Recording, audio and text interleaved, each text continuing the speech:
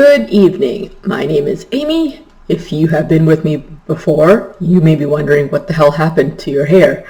I would like to know the answer to that as well. This morning I woke up and snagged about 6 of my hairs underneath my pillow and they came out, and I am no longer as young as I used to be, and my hair is starting to thin out. Every hair is now precious to me, so that I decided that would not do. And about 15 minutes later, I was bent over my sink with the plastic bags laid down, scissors out, and I started chopping at it. And you know, once you get started chopping away at your hair, if you've ever done before, you cannot seem to stop. You just go, I guess I'll just trim off a little more there, do more there. With my bangs, I was like, I'm going to try to get them out of my eyes. And next thing I knew, I looked like Noel Fielding. Not that there's anything wrong with the way that Noel looks, it's just that's his signature look, and I have no intention of copying him. But I am not a hairstylist. In fact, I don't even know how to cut hair properly. Usually, I might trim a little bit to get the bangs out of my eyes before I can get to a hairstylist.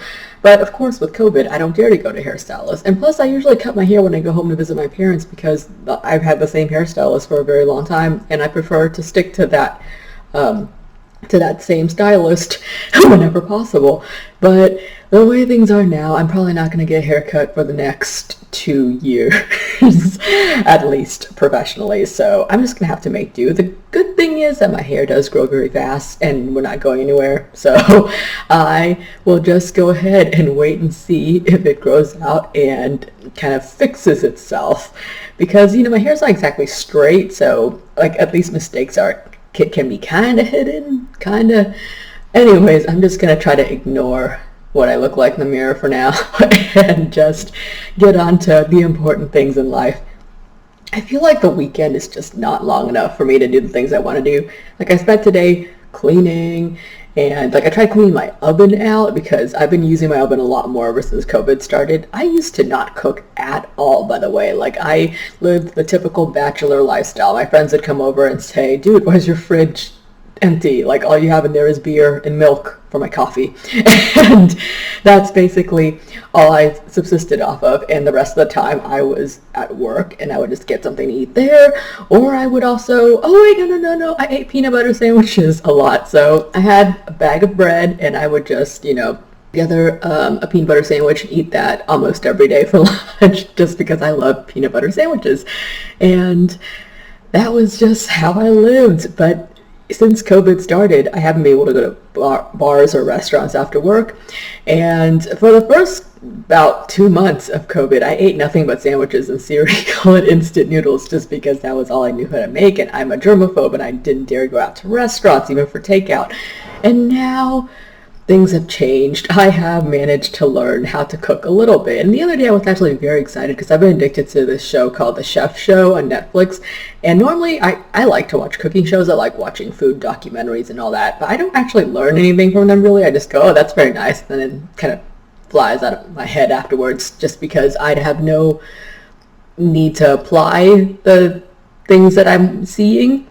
But because I've been trying to cook lately and doing a all right job of it, I'm starting to notice whenever the chefs mention something. For example, with the premise of the Chef Show is that Jon Favreau of Iron Man fame is basically tagging along with his buddy Choi, who is a chef, the one that founded the Kogi food trucks in LA. So he gets all these tips from Roy and all these other chef friends that show up on the show as guests. And for example, they'll be making a pizza, and then I was making pizza the other day and I was and I like putting extra sauce on, but I for some reason my sauce started spilling off, and I didn't know why. But I was watching because I remember the recipe for they said make dents, and so I was just pushing, trying to make little dents, and I didn't really know what making dents meant because normally when I order a pizza I just eat the pizza. I don't see how it's made. So I was watching the Chef Show and I watched the chef make the pizza dough, and he pushed in these extremely deep divots in the dough, and I went, oh, so that's how it's made. Then he would spoon the sauce into the holes, and I don't know, like that was the first time in my life that I've learned something and actually like applied it right afterwards. So that was such an exciting moment for me. And if you're wondering like, why are you going off on this tangent about food? That's not a complete tangent for once. I actually have been reading books that are food related. So this week I finished reading Eat a Peach, which is the memoir from Dave Chang, who owns Momofuku and all those other related restaurants. He has another book out. I think it's actually called Momofuku, and I think that's more of a recipe book. This one is his like story of how he got started, and it's very interesting because normally when I read about chefs, like usually they have some kind of innate talent, or there's they've always loved to cook, something like that. And Dave wasn't like that at all as a young man, which I was very surprised about. Like he said he got started, when he was younger, he went to this elite private school because he was scouted due to his skills playing golf. And once he went to college, he didn't know what he wanted to do. And since his family was very conservative, traditional, religious Korean family, said he knew the Bible better than anything. So he basically decided to study religion in college. And I did not see that coming at all. And I don't think he did either. But he studied religion in college and then really got into philosophy. And it was only afterward, like after he had done some traveling and like worked at I think he worked at a financial firm or something like that, but he basically hated his job and he went to Japan, and that's the story that we normally see when we see him on Netflix with his like food shows, where he says, oh yeah, I was in Japan, and then like, you know, he loved like the ramen scene that was like becoming a big thing there at the time, which was like I think the late 90s, when he came back over here and brought that here. And he kind of talks about how back in the day, it's so weird to me because like for as long as I can remember, because like around that time I wasn't old enough to like go to restaurants myself yet, but about like I would say like the late 2000s when I was actually going to restaurants myself, like restaurants were already kind of the way they are now, like and like with like the menus would look a certain way, and like it would be not fast food dining and not chain restaurant dining, but still more casual than fine dining. And that, like, a lot of that was made possible because of Dave's success. And I did not know that. Like Momofuku, like when it started, he said like, you know, they had like the uncomfortable chairs and the way the menu is laid out, like how they kind of deconstruct like what's in each of the items that are on the menu. Like I see that at so many restaurants nowadays, but back then it was a new thing, and that is so mind-boggling to me because like I said, for as long as I can remember, restaurants have always been that way. But I have to remember, like, there was a time, like, I mean, but the book points out that there was a time that they were not that way. Like before dining was like, if you ate out in New York, for example, where he was, it was mostly French food or like fancy Italian food. It wasn't going to be fusion food or like anything Asian was going to be found in maybe like a dim sum place, a takeout place. It wasn't seen as high class, and that like, in a way that still persists to this day. But the food scene is a lot different now than it was back when Dave got started. So he talks about like his struggles trying to get started with a restaurant, getting a loan from his dad, trying to find people that would join him in opening a restaurant, because he worked in a restaurant before he decided to open his own one, but he quit pretty early, and he wasn't, like I said, he didn't have that gift that a lot of chefs had, so people just did not want to partner with him. They were like, who is this guy anyways, and what is he even trying to do? And because lots of it was just him flying by the seat of his pants, but luckily he found a partner who remained his business partner for however many years after Momofuku opened. And he said it's just so interesting because a lot of the things that they did were a huge gamble, and if it hadn't worked out, he would have shuttered. Like his restaurant would have gone down the drain. But because he took a chance and it worked out, nowadays he's like super successful and he has all these restaurants. But even then, there were like financial struggles going on behind the scenes, like even after Momofuku was already a big thing, and with his TV shows going on and everything. Like we always see a chef like on Netflix or something and go, oh yeah, he probably has a lot of money, but he wanted to like remind us that, oh yeah, no, like it's really not the way we think it is. And he also goes into detail about like his mental health problems. Like I think he has bipolar disorder, and he like struggled a lot with depression, and he really believes that the reason Momofuku is successful is because he was so depressed at the time that he basically decided all or nothing. If this doesn't work out, I'm going to end my life. So he threw his all into it, and since it worked out, he's still here, and like now he's a lot better. Like he's married, he has a son, and he's learned, he sees a therapist, he's learned how to communicate with his staff better. But all of that was like stuff, like knowledge that he gained with experience, like over the years. It wasn't something that he like when I see him on TV, I just see someone who's very confident, very like knows his shit. But he emphasizes a lot in the book that he screws up so much, and he has not always been this way. Like it's been a real journey to get to where he is now, and he wants to I have the same, I share the same beliefs, like where like I want to look back once, like about 10 years from now, and go, wow, I was such an obnoxious little shit and I screwed up a lot of things, and I've gotten so far since then. It's like I certainly think that when I think of my how I was 10 years before this. So hopefully 10 years from now, like I can think back and feel the same thing, because that exhibits true growth, right? Like you're like you never stop changing and learning and adapting, and I really hope that it doesn't just end like just, I don't just plateau in knowledge. He really seems to believe the same thing, which I thought was really cool. And also, to keep up with the food theme, I've been listening to this audiobook called Cork, Dork by Bianca Bosker, and she was a journalist, also based in New York, I believe. She basically wrote stories covering like the tech industry. But one day she was watching, not the Netflix documentary Somm, which I have seen and really like, but I think she was watching like this competition for sommeliers where they were just, you know, tasting wine, and they were so into it, and she just wanted to see what that was like. So she starts getting into that world where she meets people, like does interviews with them, does her research on like the business and the science behind wine tasting and all that stuff, and she ends up deciding that she wants to be a sommelier. And the story is just like, there are moments that cracked me up, just because I mean I'm listening to it, and I think she narrates it, like the author actually is the narrator for the audiobook that I was listening to, and there were moments where she like will pronounce the names, and it just sounds so exaggerated and pompous, but I feel like she wants us to not forget that a lot of this is very pretentious, but also, so what? Like, these people love what they do, they make people happy, and if that's the case, then why not? What's the harm in it, right?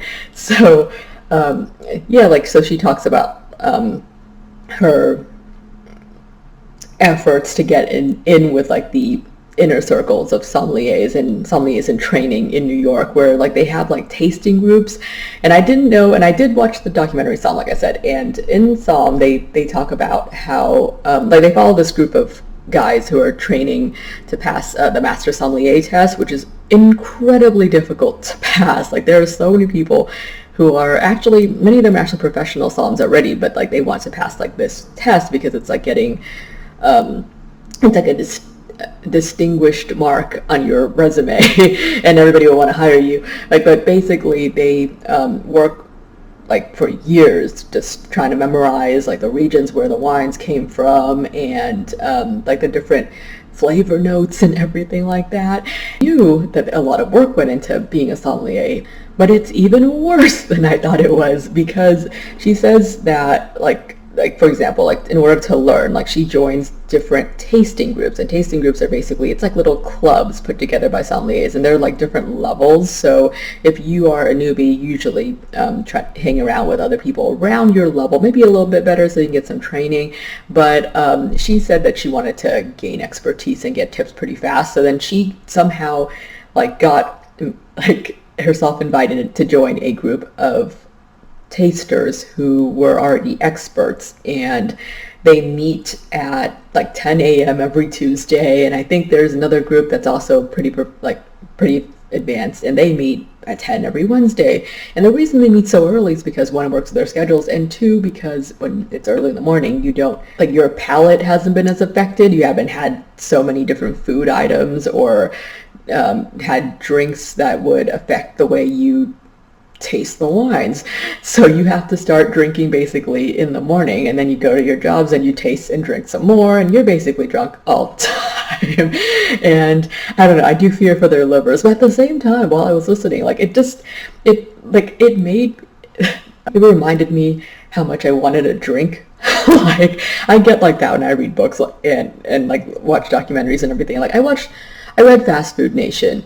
Actually, is Fast Food Nation the book or the documentary? Like, Super Size Me is the documentary, I think, and Fast Food Nation is the book. But it's supposed to be talking about McDonald's and fast food and how disgusting it is once you see the behind the scenes. But after I finished reading Super Size Me or Fast Food Nation, I immediately was like, I kind of feel like eating chicken McNuggets.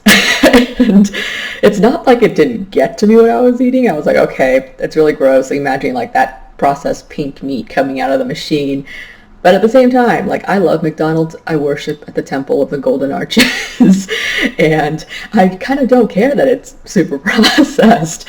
Like I said, I finished and I immediately was like, I think I'm going to make a trip to McDonald's. So obviously it didn't have the effect on me that they intended it to. And same with the wine. They, like, when I was listening, I went, like that's kind of gross. Like, the spitting, like I said, I hate weird. Like I hate spitting. It's just gross. But like while I was listening, I just been going like, I think I'm gonna go have a drink now. And so I've been like, basically, I mean, I already drink a decent amount, and I mean, I'm not an alcoholic or anything, but I do like to enjoy a drink with dinner. And I've been trying to cut back lately just for health reasons, but just the past few weeks that's been tossed out the window. But I have started exercising again. I went for a run earlier, in fact, because at the rate that I eat and drink, I'm going to get like a heart attack and die next year or something if I'm not careful. So, like, the exercise, it makes me feel better. It makes me feel like I'm actually holy crap, I swear I heard a baby, but none of my neighbors had babies, so what the fuck? I am not going out there, hell no. I also read this book for my book club at work called Citizen by Claudia Rankin, and the full title is longer than that, but I always remember Citizen, and then like it's supposed to have a second part to it, but I can't remember it. Anyways, this is a book about basically being a citizen in the United States and what it means, and how some people are treated differently than others just because of the color of their skin. So like, it's written in verse, which I think I mentioned before. I cannot, like, it's not for me. I'm too uncultured for it. Every time I see something in verse, I'm like, crap, poetry. Like, I'm not gonna understand. But this one actually worked for me. Like, it's a very short book, so that helps. Like, it's short. Like, I sped through it. She has artwork and illustrations accompanying most of her chapters, and like the chapters have different themes. So, like, example, like one of them will like will be like a poem almost about her experience, like hanging out with an old friend who says something basically pretty racist, and then laughs it off, and they don't see it as a big deal. And as POC, like, we all have had those moments. Like, I've had moments like that with like some of my closest white friends, like over the years too. Like, one of my best friends, I remember like I remember like even just last year, one of my best friends made this remark, and it was not exactly racist, but I would consider it a microaggression. And she knows that these things are microaggressions. Like, she is very aware of that. Like, she's self-aware most of the time, but we were drinking, and then she just made this comment, and I was like, what? And I went, you racist bitch. And she went, oh, I'm not racist, but and then the moment was over. But like in the book, she details some moments like that in verse form, and for some reason the verse form hits you harder. Like I'll be speaking through it, and all of a sudden it's like in the book she'll say, what, like, did I just hear that? Like, did the person just say that? And like that really is how you react in like real time in real life too. Like that's how I reacted. I went like, what? Like but yeah, like, but I guess like depending on your personality, depending on who you're with and everything, like you can call them out or you can't. Or but yeah, even at work, like you kind of have to decide like, like, do I want to call these people out? Like I could. I'm a pretty confrontational, straightforward person, but some days you just go, do I really want to be having this discussion today when I'm having such a good day? Like you just have to decide which I guess fights you want to pick with people, and like you have to be smarter about it, which kind of sucks, but like that's basically what the book is about. Like she talks about like these moments, and what's one of the ones that really stood out to me was when she was looking for a new therapist, and she was talking to this woman over the phone before her appointment, and the therapist specializes in, I think, trauma. And she goes to the woman's house, and she practices out of her house. So she has like a back entrance that her patients use. And for some reason, Claudia goes to the back entrance, and the door is locked. So she goes around to the front instead. And she gets there, and like this woman opens the door, and she just starts shouting at her, like, like, what are you doing? Get away from my house! And she's super freaked out that this black woman is on her lawn or on her porch. And Claudia's like, I'm a patient. Like, we were supposed to have an appointment, and the woman, like the psychiatrist is like basically super shocked that the woman she was speaking to on the phone is a black woman. I don't like it basically, once it connected, she went like, oh God, I'm so sorry, but the damage has already been done. And that like moment, more than all the others in the book, just really resonated with me. I was like, okay, I'm not black, and I definitely benefit from the privilege of being more light-skinned. Like, for the most part, if somebody sees me out in front of their house, they're not going to freak out and think that I have some other shady reason to be there. Like, basically, I'm not treated the same way that Claudia was, despite being, a very educated, like, upper middle class black woman. Like, it doesn't really even make a difference just because of the color of her skin. And like, we had a very good book club discussion after we all read that book, so I am glad we read it. It's like, what else did I read this week? Oh yeah, wait, this is the most important book. I am actually probably going to do a full video about this book once I'm done with it. I'm only halfway through right now, but I'm reading The Strain by Guillermo del Toro. Actually, hold on, let me check if it actually is just by him. But I know his name is on the book. Let me see. Okay, it's The Strain by Guillermo del Toro and Chuck Hogan. I'm not sure who wrote more of the book. Maybe Guillermo, his name is in front because he is Guillermo del Toro and everyone knows him. Like, who knows? But it is a horror novel, and I can't remember why I have it on my list, but I actually had the book checked out, like, in my book wheel, and I went, why do I have this book? And then I didn't even bother reading the summary of it, but I'm just gonna give it a shot just because it's Guillermo del Toro. And I was reading it, and I freaking love this book. So it actually, I feel like this book works more now because we're currently living through a pandemic. So what happens in here is this plane lands at JFK International Airport on its way back from Berlin, I believe. And once it lands, the control tower starts freaking out because they're like, there has been no response from the pilot or any of the crew, and there's basically no signs of life from the plane, which is very strange. Like, they have like the luggage trolley go out, and like she notices that the shades are all down. The plane seems to be completely turned off, which it makes no sense. Like, usually they have that, the air circulating, or like the door starts to pop open. Like, there's like certain landing procedures that are followed and that we all probably are aware of, like, after flying so many times in our lives, but none of those procedures were followed after this plane landed. So of course they get like the security teams and everything to come out, and like everybody like goes to check, and they realize that all the people on the plane are dead. Like every single one of them. And this is like basically like the size of a Boeing 777. It's a huge plane, like for like transatlantic flights. And everybody is like completely lifeless, but there's like no blood, no signs of a struggle, like no vomit, like as in like a gas leak or anything like that. Like they're just dead, like, but they look peacefully dead.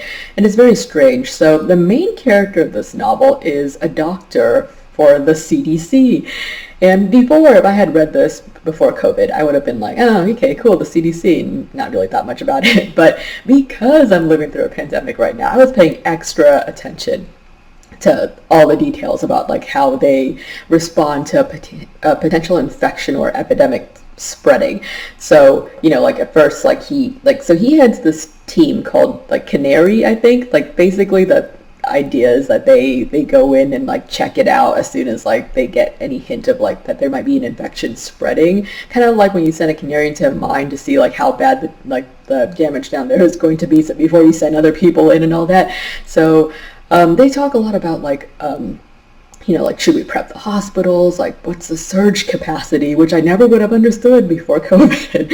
And they do explain it and everything, but like I said, it would have gone in one ear out the other. But because of COVID, I went, oh my God, like I know, like I understand, like this is so important. And like this book came out in 2009, and they were talking in here about how if like whatever hit this plane really is a pandemic, then New York is screwed, because it has millions and millions of people in just New York City alone, and yet I think the surge capacity of the hospital is like max 80K out of all the hospitals in New York. And they were like, we don't have enough beds if anything were to go wrong. And like they're fully aware of this, but they're thinking, I guess they're gambling and just going, well, you know, it's unlikely to happen, and if it does happen, we'll try to figure out what to do.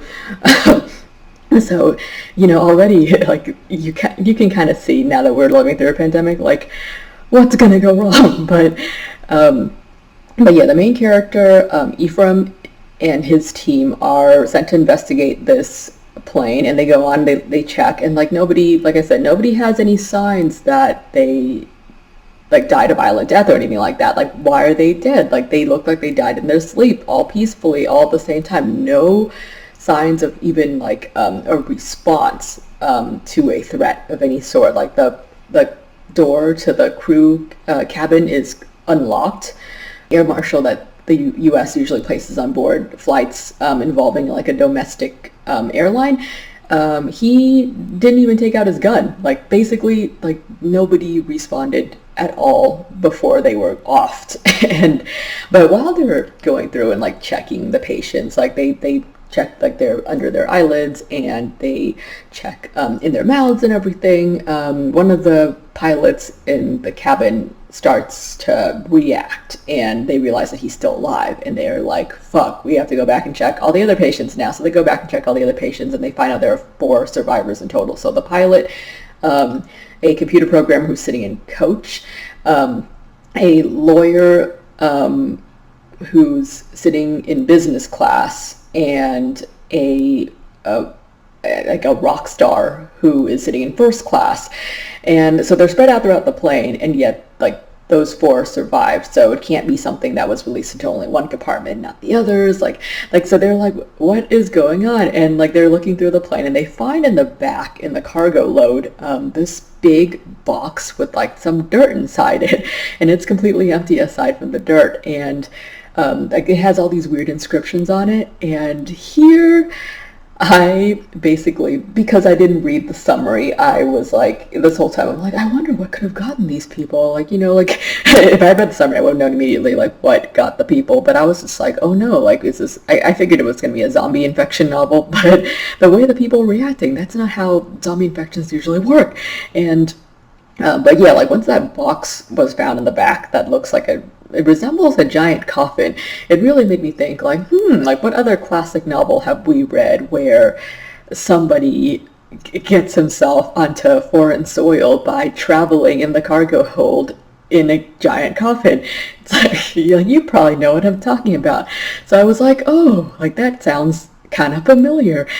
And but from that point on, like basically, like I said, you're reading it from the point of view of the CDC, and it's several different perspectives. It's Ephraim from the CDC, and then there's there's a coroner who is inspecting the bodies afterwards, and just different people, and like the four survivors themselves that you read from their perspective. And because I didn't read the summary, I was like them. I went in knowing nothing. Like I feel like if this were a movie that I were watching instead, like, okay, when you read this book, it is very, very movie-like. Maybe that's Guillermo del Toro's influence, but it's like, I kept on going, wow, like I can see it as if it were a movie.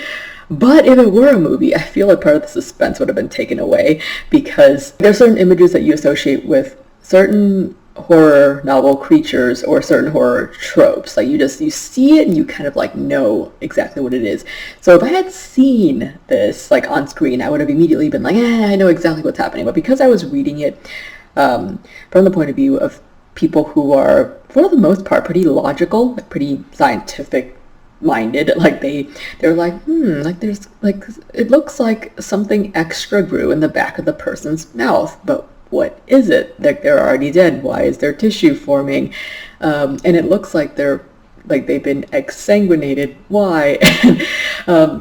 I mean, so you can kind of guess, but at the same time, you're kind of left in the dark, just like the characters are. And that, for me, built up the suspense so much. Like where I am right now, things are going super wrong. And they, and I forgot to mention, the book kind of flashes back and forth too. Like there's another character involved who swears whatever the threat is now has followed him from back in Romania, and like during World War II, when he was like put into an extermination camp. And he says that that's the first time that he noticed whatever, like this thing that is plaguing New York right now, kind of going amongst the people in the concentration camp. And like the stories just kind of like start connecting. And at first, like when like they introduced that character, I was like, I don't really know what like all this has to do with like the current situation with the plane and everything. But at the halfway point especially, you're like, oh my god, like that's how they all connect. And I am so excited to read the rest of this book. I'm gonna let you know once I'm done with it what I think about it.